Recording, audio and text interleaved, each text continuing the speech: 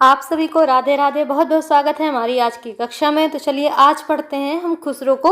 और खुसरो प्राकृत पेंगलम और हिंदी के कवि के अंतर्गत इनको बच्चन जी ने रखा है। इससे पहले हमने विद्यापति को पढ़ लिया था, और यदि आपने उन वीडियो को नहीं देखा है तो हमारे चैनल पर जाकर के उन सभी वीडियोस को आप देख सकते हैं, जिससे कि आपका कॉन्सेप्ट अच्छे से क्लियर हो जाएगा। तो आज हम पढ़ेंगे खुसरो को। तो सबसे पहले देखते हैं खुसरो का समय क्या है। तो खुसरो का समय है 1253 से 1325। तो इनका समय क्या है 1253 से 1325। इसको ध्यान रखिएगा, बहुत ज़्यादा महत्वपूर्ण है। खुसरो का समय क्या है 1253 से 1325। और सबसे ज़्यादा महत्वपूर्ण बात यह भी है कि खुसरो खड़ी बोली हिंदी के प्रथम कवि के रूप में जाने जाते हैं। अब देखिए यहाँ से कई सारे प्रश्न बनते हैं। एक तो खड़ी बोली हिंदी के प्रथम कवि खुसरो हो गए। अगर ये प्रश्न बनता है कि आधुनिक खड़ी बोली हिंदी के प्रथम कवि कौन है, तो हो जाएंगे श्रीधर पाठक जी। तो दोनों प्रश्नों में अंतर है। तो खुसरो को खड़ी बोली हिंदी के प्रथम कवि माने जाता है। आगे लिखते हैं कि यद्यपि खड़ी बोली का प्रभाव अपभ्रंश की कविताओं पर भी है, पर जैसा कि प्रचलित विश्वास है कि खुसरो ने खड़ी बोली में प्रभुत रचनाएं की, किंतु उनमें से अधिकांश नष्ट हो गईं। जो रचनाएं उनके नाम पर उद्धृत की जाती हैं वे सर्वथा संदिग्ध हैं। यानी कि जो खुसरो की जो भी रचनाएं मिलती हैं वो बच्चन जी क्या कर रहे हैं कि ये सभी संदिग्ध हैं। लेकिन भारत की जमीन को इतना प्यार करने वाले संवेदनशील कवि ने जनता की बोली को अवश्य अपनाया होगा। खुसरो का जन्म एटा के पटियाली नामक कस्बे में 1253 ईस्वी में हुआ था। तो इनका जन्म भी समय और जन्म स्थान दोनों याद रखना है। तो जो है एटा कहाँ पर है, तो एटा उत्तर प्रदेश के एटा जिले के पटियाली नामक गांव में इनका जन्म हुआ था। वे अपने समय के प्रसिद्ध सूफी संत निजामुद्दीन औलिया के शिष्य थे। महत्वपूर्ण बात है कि खुसरो के गुरु कौन थे, तो निजामुद्दीन औलिया थे। वे फारसी के श्रेष्ठ कवि थे। तो खुसरो जो है किस भाषा के श्रेष्ठ कवि थे, फारसी के थे। इस बात को भी ध्यान रखिएगा। उनका खुद का दावा था कि वे फारसी कवि जामी के समकक्ष थे। तो ये किसने माना है कि खुसरो फारसी कवि जामी के समकक्ष थे, तो ये स्वयं जो है अमीर खुसरो जी कहते हैं। इसके बाद ईरान और भारत के फारसी में लिखने वाले चोटी के कवियों में एक थे। अब देखिए जो ये वाली लाइन है ना, ये कथन और कारण में बन सकता है या फिर सत्य असत्य में बन सकता है कि इनमें से कौन सा कथन जो है खुसरो के बारे में सत्य है। तो जैसे पहला तो ये हो सकता है कि खुसरो का जन्म एटा जिले के पटियाली नामक कस्बे में 1253 में हुआ। दूसरा ये कि सूफी संत निजामुद्दीन औलिया के शिष्य थे। तीसरा ये कि वे फारसी कवि जामी के समकक्ष थे। और चौथा ये कि ईरान और भारत के फारसी में लिखने वाले चोटी के कवियों में एक थे। तो इस तरह से ध्यान रखेंगे। चारों बातें बहुत ज़्यादा महत्वपूर्ण है क्योंकि यहाँ से प्रश्न बन सकता है। पर खुसरो में अनेक अंतर विरोध थे। एक ओर वे मलिक छज्जू जलालुद्दीन, अलाउद्दीन खिलजी, तुगलक आदि के राजकवि थे, तो दूसरी ओर सूफी फकीर निजामुद्दीन औलिया के पट्ट शिष्य। अब देखिए यहाँ पर ये ध्यान रखने योग्य है कि जो खुसरो थे ना, खुसरो किसके समकालीन थे, पहली बात। दूसरी चीज वे उनके आश्रयदाता कौन कौन थे, तो उनके आश्रयदाता कौन थे, छज्जू जलालुद्दीन, अलाउद्दीन खिलजी और तुगलक। तो ये इन सभी के ये क्या थे, राजकवि थे। लेकिन सूफी फकीर निजामुद्दीन औलिया के पट्ट शिष्य थे, यानी कि बहुत विशेष शिष्य थे। एक और दरबार था तो दूसरी ओर मठ। अब यहाँ पर ये बात क्यों कह रहे हैं, क्योंकि अभी ऊपर में हमने देखा कि कह रहे हैं कि खुसरो में तमाम अंतर विरोध थे। तो अंतर विरोध कौन सा था कि मतलब एक तरफ तो राज दरबार था और दूसरी ओर मठ था, यानी कौन सा, जो निजामुद्दीन औलिया के शिष्य थे, यही कारण था। एक ओर वे कट्टर बादशाहों और मुल्लाओं से घिरे थे, तो दूसरी ओर सूफी फकीरों से। एक और वे फारसी में लिखते थे तो दूसरी ओर खड़ी बोली में। और देखिए फारसी का उन्हें श्रेष्ठ कवि कहा जाता था, लेकिन खड़ी बोली के ये प्रथम कवि माने जाते हैं। एक और अलाउद्दीन की कट्टरता की अतिशयोक्तिपूर्ण प्रशंसा करते थे, तो दूसरी ओर सूफी फलसफे के प्रकाश में वीरानगी के सुल्तान पर मरसिया पढ़ते थे। मरसिया क्या होता है, मरसिया को कविता को कहते हैं। जैसे हिंदी में कविता कहते हैं वैसे ही उर्दू में मरसिया बोलते हैं। और वो मरसिया कौन सा था, तो ये पंक्तियां जो है खुसरो की इंपॉर्टेंट है कि मुल्क दिल कर दी खरावज तीरे नाज बदरी वीरान सुल्तानी हनूज। तो ये पंक्तियां पूछी जा सकती हैं, ध्यान रखिएगा। अर्थात तूने हृदय के देश को अपनी नाज की तलवार से उजाड़ डाला, अब इस वीराने में सुल्तान बनकर बैठा है। आगे देखते हैं। दरबार और मठ में तालमेल बिठाने के सिवा खुसरो के सामने अन्य विकल्प ना था। तो दरबार और मठ में दोनों में ये तालमेल भी बिठा रहे थे और ये भी बच्चन जी कह रहे हैं कि इनके पास और कोई भी विकल्प नहीं था। ऐतिहासिक साक्ष्य से उनकी धार्मिक कट्टरता सिद्ध है, यानी कि जो ऐतिहासिक प्रमाण या ऐतिहासिक साक्ष्य मिलते हैं उससे ये पता चलता है कि खुसरो क्या थे, अपनी धार्मिकता के प्रति बिल्कुल कट्टर थे। पर देश, भाषा और देश के प्रति उनका प्रेम स्मरणीय रहेगा। यानी इतना कट्टर व्यक्ति होने के बाद भी, अपने धर्म के प्रति कट्टरता होने के बाद भी जो खुसरो का देश, भाषा और देश के प्रति प्रेम है वह देखते ही बनता है। खुसरो की फारसी रचनाएं तो सुरक्षित हो गई क्योंकि उस समय मुसलमानों में अरबी फारसी का बोलबाला था तो हिंदुओं में संस्कृत का। ऐसी स्थिति में दिल्ली, मेरठ की आम जनता की बोली में लिखी जाने वाली कविताओं पर कौन ध्यान देता। यानी कि देखिए, आम जनता की बोली में, आम जनता की बोली क्या थी, खड़ी बोली थी। लोगों का कौन ध्यान देता। कुछ लोगों का कहना है कि स्वयं खुसरो की दृष्टि में खड़ी बोली की रचनाओं का महत्व नहीं था। मतलब देखिए, इन्हें क्या कहा गया कि ये खुसरो जो है फारसी के तो बहुत श्रेष्ठ कवि कहे गए, लेकिन जो ये खड़ी बोली है, खड़ी बोली के लिए कह रहे हैं कि लोग कह रहे हैं कि स्वयं खुसरो की दृष्टि में खड़ी बोली की रचनाओं का महत्व नहीं था और यही कारण है कि खुसरो की खड़ी बोली की रचनाएं इतनी नहीं मिलती हैं। उन्होंने खड़ी बोली में जो कुछ लिखा उसे मित्रों में बांट दिया। तो ये देखिए, ये पंक्ति यहाँ से प्रश्न बन सकता है कि इनमें से ऐसा कौन सा साहित्यकार है जिसने अपनी खड़ी बोली की रचनाओं को मित्रों में बांट दिया था। तो वो कौन हो जाएंगे, खुसरो। उनका कहना है, जुजवे चंद नज़्मे हिंदवी नस्ते दोस्तां करना शुर्द। यानी कि जो खड़ी बोली की जो पुस्तकों को उन्होंने अपने मित्रों में बांट दिया था उसके बारे में यहाँ पर लिख रहे हैं। इससे इतना तो स्पष्ट है कि उन्होंने हिंदी में कविताएं लिखी थी, उन्हें हिंदवी पर गर्व था। तो अमीर खुसरो को हिंदवी पर गर्व था और उसके लिए ये पंक्ति मोस्ट इंपॉर्टेंट है। ये पूछी भी जाती है कि ये पंक्ति किसकी है, किसने कही है, किस लिए कही है। तो ये भी ध्यान रखना है कि चू मन तूतिये हिंदम अर रास्त पुरसी जे मन हिंदुई पुरस तानाज गोयम। तो ये पंक्तियां जो है किसकी हैं, खुसरो की हैं। और ये क्या कहते हैं, मैं हिंदुस्तान की तूती हूँ। अब यहाँ से भी प्रश्न बनता है कि खुसरो ने अपने आप को क्या कहा, या फिर हिंदुस्तान की तूती किसे कहा जाता है, तो अमीर खुसरो को कहा जाता है। और ये उपाधि स्वयं खुसरो ने अपने आप को दी है कि मैं हिंदुस्तान की तूती हूँ। यानी तो तूती ए हिंद अगर कहा जाएगा तो वो खुसरो ने स्वयं को ये उपाधि दी।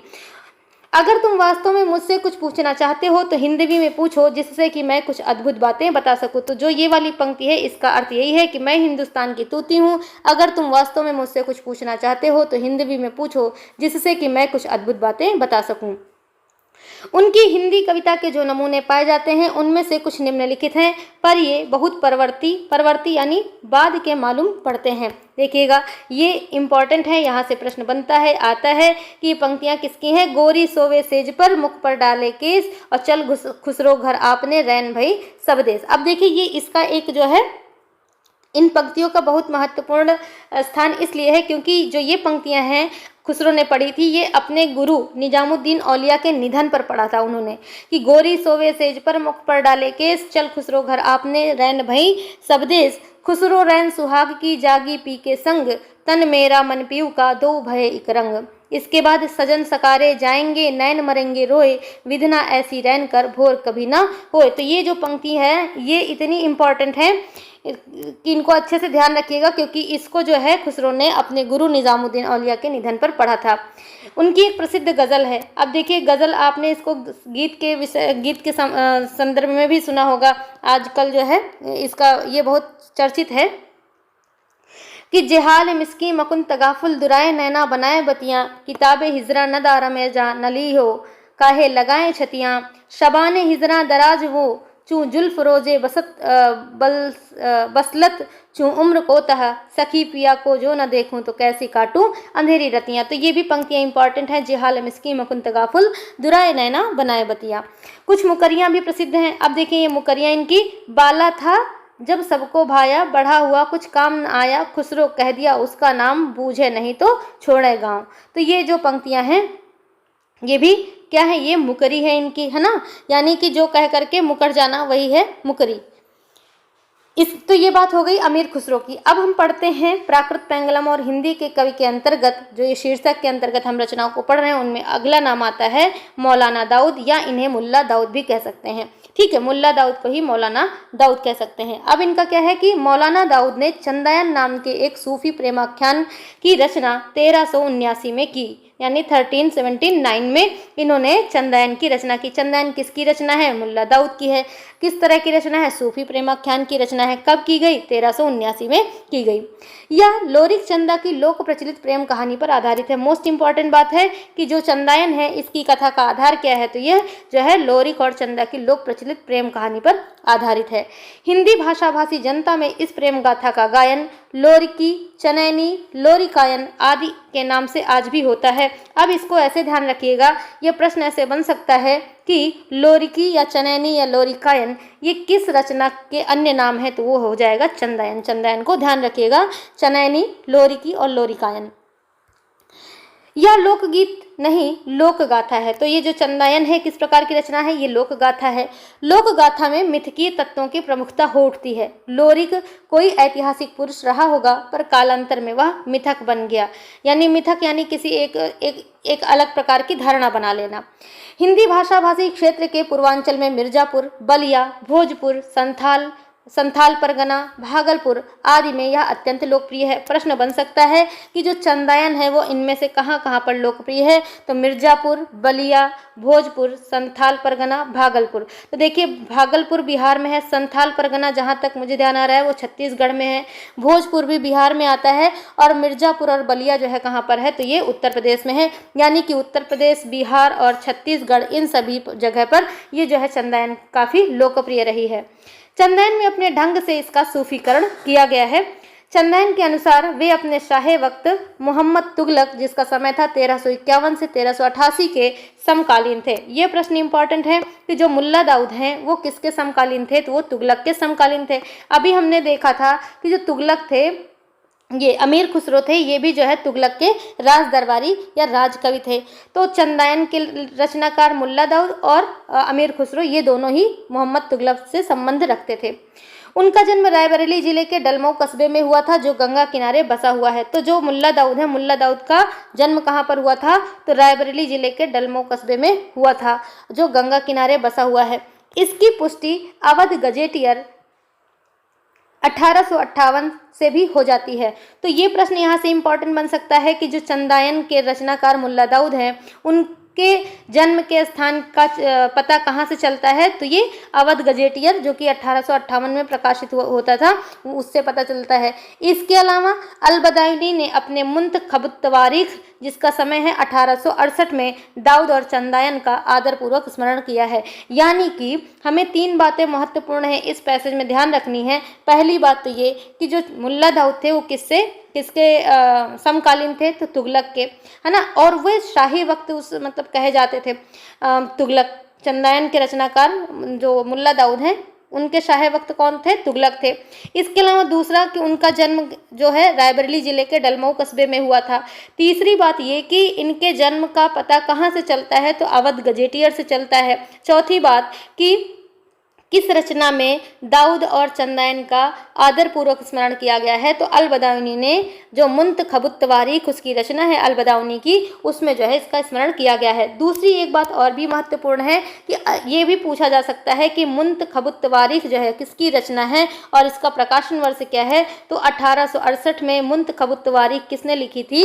अल-बदायूनी ने लिखी थी। इस बात को भी ध्यान रखिएगा।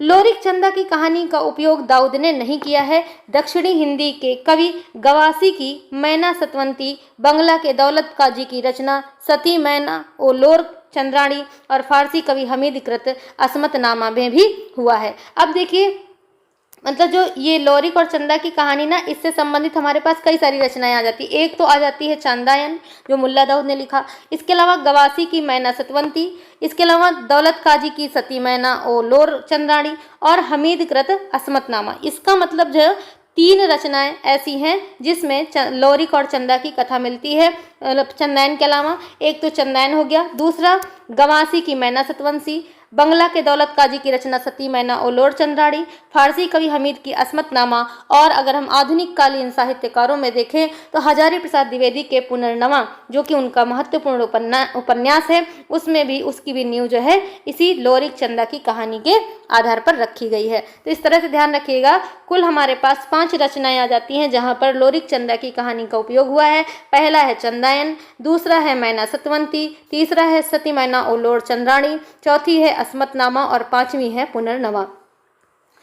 चंदा गोबर, अब देखिए चंदायन का जो कथा वस्तु इसके बारे में है, बात करते हैं कि चंदायन गोबर के राजा सहदेव महर की परम सुंदरी कन्या थी। तो ये भी पूछा जा सकता है कि जो चंदा नायिका है वो जो है कौन थी, तो वो राजा कहाँ के, गोबर के राजा सहदेव महर की परम सुंदरी कन्या थी। एक ज्योतिषी के कहने से उसका विवाह एक अल्पवयस्क बौने काने और नपुंसक से कर दिया गया। अब उसका जो है विवाह हो गया तो फिर क्या हुआ, चंदा नैहर लौट आई। नैहर तो जानते होंगे, नैहर क्या होता है, मायका, है ना। चंदा कहाँ लौट आई, नैहर लौट आई, लौट गई। महर पर दूसरे राजा ने चढ़ाई की, महर पर दूसरे राजा ने चढ़ाई करी, जो ये चंदा के पिता थे ना। लोरी की सहायता से महर ने शत्रु को मार भगाया। लोरिक को देखकर चंदा और चंदा को देखकर लोरिक मुग्ध हो उठे। एक रात लोरिक चंदा को लेकर कलिंग भाग गया। तो कौन जो है चंदा को लेकर के भाग करके गया था, तो लोरिक। और कहाँ भाग करके गया था, तो कलिंग। चंदा के रूप लोभियों ने उसे प्राप्त करने की चेष्टा की, पर लोरिक की मार के आगे कोई टिक न सका। कलिंग से वह लौट आया और मैना को भी साथ लेकर रहने लगा। यहीं पर कथा समाप्त हो जाती है, आगे की कथा खंडित है। तो हमारे लिए कथा से ज़्यादा जाननी बात ये जरूरी है कि इसकी कथा पूर्ण है या अपूर्ण। तो चंदायन की कथा क्या है, खंडित है, यानी पूरी नहीं है। और उसमें कहाँ तक की कथा है, यहाँ तक जब वह कलिंग से लौट करके आया और मैना को साथ लेकर के रहने लगता है, तो यहीं पर कथा समाप्त हो जाती है। यूं आगे की कथा का कोई खास महत्व नहीं रह जाता। चंदायन की भिन्न भिन्न प्रतियों के आधार पर कई लोगों ने उसका संपादन किया है। माता प्रसाद गुप्त द्वारा संपादित चंदायन तथा परमेश्वरी लाल गुप्त द्वारा संपादित चंदायन की कथा में अंतर है। तो पहले तो हमें ये जान लेना और याद रखना आवश्यक है कि चंदायन का जो है संपादन किसने किसने किया। तो एक नाम आता है माता प्रसाद गुप्त का और दूसरा नाम आता है परमेश्वरी लाल गुप्त का। तो दोनों लोगों ने चंदायन का संपादन किया है, पर मूलतः वे लोरिकायन की लोर गाथा पर आधारित हैं। पर क्या यह सूफी काव्य है? बदायूनी ने लिखा है कि दिल्ली के शेख तकीउद्दीन धर्मोपदेश के समय चंदायन के कुछ अंश सुनाया करते थे। तो अभी हमने देखा था जो बदायूनी की जो रचना थी वो कौन सी थी, मुंतखबुत वारीख थी। तो उसमें जो है क्या लिखा है कि दिल्ली के शेख तकीउद्दीन धर्मोपदेश के समय चंदायन के कुछ अंश सुनाया करते थे। कुछ तत्ववेत्ताओं ने उनसे पूछा कि इस हिंदवी यानी मसनवी को आप क्यों सुनाते हैं। अब देखिए जो मसनवी है ना, मसनवी एक प्रकार की शैली है जो सूफी काव्य परंपरा में जो सूफी आख्यान लिखे गए, सूफी प्रेमाख्यान लिखे गए, उसमें बहुतायत जो है प्रयोग किया जाता था। मसनवी शैली में क्या होता है, क्रम से एक प्रकार की वंदना की जाती है, जैसे पहले शाहे वक्त की, फिर गुरु की वंदना, फिर ईश्वर की वंदना, इस तरह से जो है अच्छे उसमें वंदना की जाती है, वंदना का क्रम होता है। उस शैली को क्या कहते हैं, मसनवी शैली कहते हैं। उन्होंने इसके उत्तर में कहा कि इसमें खुदाई तत्व भरे पड़े हैं और कुरान की कतिपय आयतों की सुंदर व्याख्या है। इसके अब ये वाली बात किसने कहा है, तो ये जो है बदायूनी की बात थी। इसके विपरीत परमेश्वरी लाल गुप्त का कहना है कि वे कहीं भी प्रेमाख्यानों की तरह धार्मिक प्रवचन के रूप में आत्मा परमात्मा साधक और साधना की बात करते नहीं दिखाई पड़ते। उन्होंने जो कुछ कहा है लौकिक धरातल पर बैठकर ही कहा है। तो ये सारी बातें किसने कहा, ये बातें जो है मतलब चंदायन के विषय में क्या कहा गया कि जो भी बातें हुई हैं उसमें वो लौकिक धरातल पर बैठ करके हुई हैं। जबकि जो बदायूनी है, बदायूनी ने क्या कहता है कि उसने जो है कहा कि इसमें खुदाई तत्व भरे पड़े हैं और कुरान की कतिपय आयतों की सुंदर व्याख्या है। लेकिन परमेश्वरी लाल गुप्त कहते हैं कि इसमें जो है वो कुरान की बातें को छोड़ करके कहते हैं इसमें जो कुछ कहा गया है और धार्मिक प्रवचन के रूप में आत्मा परमात्मा साधक और साधना की जो बात करते हैं वो सब नहीं दिखाई पड़ता है। उन्होंने कहा है कि जो कुछ कहा है लौकिक धरातल पर ही बैठकर कहा है। इनसे पता लगता है कि चंदायन का ढंग सूफी मसनवी का है किंतु रंग प्रेमाख्यानकों का। यानी कि जो चंदायन का ढंग है, ये प्रश्न बन सकता है कि उसकी चंदायन की शैली किस तरह की शैली है, तो सूफी मसनवी शैली है और प्रेमाख्यान है।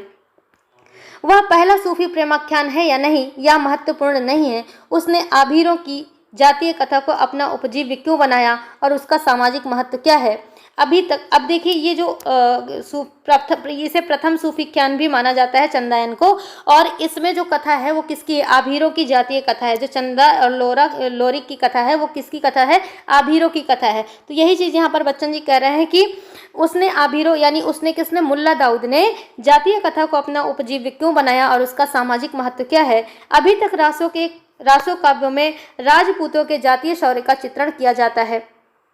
उनमें स्त्रियों की अपेक्षा पुरुषों का पराक्रम अधिक है। थोड़ी बहुत स्वतंत्रता स्त्रियों ने प्राप्त कर ली है, पर चंदायन में तो पति क्लीव और अल्पवयस्क है। क्लीव यानी नपुंसक, तो इसमें जो है चंदायन में इसका, क्योंकि जब उसके पिता जो है महर ने विवाह किया था चंदा का, किसके साथ किया था, एक बौने से किया था और नपुंसक से किया था, है ना। तो वही कह रहे हैं कि जितने भी और सभी रचनाएं आती हैं, जो भी रासो काव्य आते हैं, उसमें राजपूतों के जातीय शौर्य का चित्रण किया जाता है और उनमें स्त्रियों की अपेक्षा पुरुषों का पराक्रम अधिक है। लेकिन चंदायन में क्या है, चंदायन का तो पति जो उसका है वो क्लीव और अल्पवयस्क है।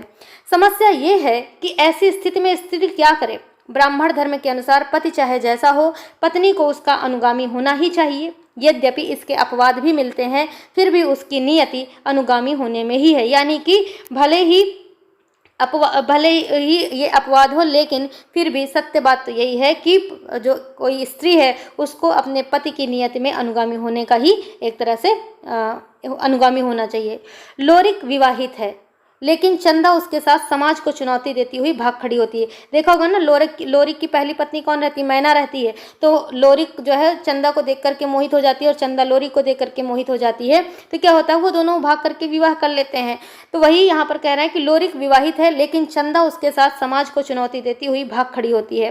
पहल चंदा ही करती है। सामंती जकड़ में फंसी हुई स्त्री की यह चुनौती समाज की तथाकथित मर्यादाओं को कच्चे धागे की तरह तोड़ देती है। अन्य प्रेमाख्यानों की तरह इसकी भाषा अवधि है। अब देखिए, ये कथन बहुत इंपॉर्टेंट है, ये यहाँ से यहाँ तक कि सामंती जड़ में फंसी हुई स्त्री की यह चुनौती समाज की तथाकथित मर्यादाओं को कच्चे धागे की तरह तोड़ देती है। अन्य प्रेमाख्यानों की तरह इसकी भाषा अवधि है। इससे एक बात और भी स्पष्ट हो जाती है कि 14वीं शताब्दी के अंत में देशी भाषाओं का उदय हो चुका था और उनमें काव्य सृजन भी होने लगा था। इसमें हमें क्या ध्यान रखना है, पहले तो ये वाला कथन यहाँ से यहाँ तक। दूसरी बात, ये भी प्रश्न बहुत इंपॉर्टेंट है कि जो चंदायन है उसकी भाषा क्या है, तो उसकी भाषा अवधि है। दूसरी बात ये कि 14वीं शताब्दी के अंत में देशी भाषाओं का उदय हो चुका था और उनमें काव्य सृजन भी होने लगा था। तो हमें ये सारी बातें ध्यान रखनी है। अब ये जो कथन है किस तरह से पूछा जा सकता है, ये दो तरह से पूछा जा सकता है। पहला तो ये पूछा जा सकता है ये कथन किसका है कि सामंती जकड़ में फंसी हुई स्त्री की यह चुनौती समाज की तथाकथित मर्यादाओं को कच्चे धागे की तरह तोड़ देती है। तो इतना ही कथन पूछा जा सकता है कि ये किस रचना से लिया गया है, तो चंदायन से। दूसरी बात, इसी कथन को ऐसे भी पूछा जा सकता है कि ये जो है बच्चन सिंह जी ने ये कथन किस रचना के संबंध में कहा है या किस रचना के संदर्भ में कहा है, तो भी चंदायन को ध्यान रखना है। और महत्वपूर्ण बात यह भी है कि चंदायन की भाषा क्या थी, तो चंदायन की भाषा जिस तरह अन्य और प्रेमाख्यान थी उसी तरह चंदायन की भाषा भी अवधि है। और इसके अलावा जो 14वीं शताब्दी के अंत में जो है देशी भाषाओं का उदय हो चुका था, ऐसा कौन मान रहा है, ऐसा बच्चन जी भी कह रहे हैं। तो आज की कक्षा में हम यहीं तक पढ़ेंगे। अगली कक्षा में हम आदिकालीन जो गद्य मिलता है थोड़ा बहुत अन्य रचनाओं में, उनको हम पढ़ेंगे। तो आज यहीं तक और अगली कक्षा में मिलते हैं। तब तक आप पढ़ते रहिए, खुश रहिए, स्वस्थ रहिए। आप सभी का अभी तक जुड़े रहने के लिए बहुत बहुत धन्यवाद और आभार। यदि आपको किसी तरह का कोई परिवर्तन चाहिए इसमें या क्लासेस आपके लिए जो है इसमें और क्या सुधार किया जाए, तो आपके सुझाव अपेक्षित हैं और उन सुझावों का स्वागत भी है। तो मिलते हैं अगली कक्षा में। बहुत बहुत धन्यवाद। नमस्कार।